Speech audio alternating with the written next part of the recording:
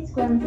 Unajua nyumbani kule makelele afu na mazungumzo kidogo ya kiundani na wewe. Nikasema tuje hapa ni sehemu tulivu tuzungumze.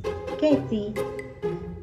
Bibi, unajua tuna nyumba kubwa kule ya nini, alafu unanileta huku sielewi ujue. Watoto makelele afu mazungumzo kiutu uzima yanahitaji utulivu, ndio nikakuleta hapa mpenzi wangu. Kaa kwanza. Nitasema Kwani unanipenda?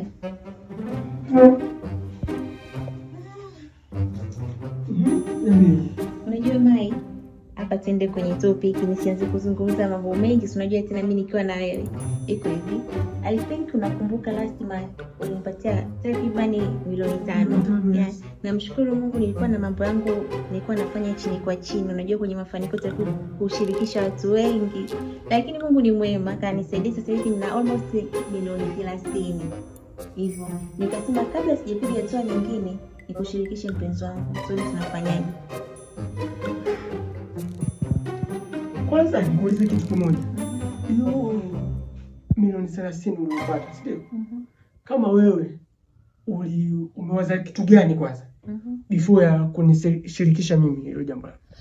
Jamani, niwaze nini? Nimewaza ukiachana na kwanza, unajua biashara yangu mimi inaendelea na hata nikikushirikisha wewe haito affect kitu chochote. Nimeamua kufanya hivyo kwa sababu wewe ni kichwa cha familia. Kwa hiyo nilikuwa nahitaji tukae mezani tuongee kwa sababu wewe ndio baba na unaweza kutuongoza vizuri. Kwanza nikupe mkono. Kweli na Mungu. Ute papa ute papa ute papa ute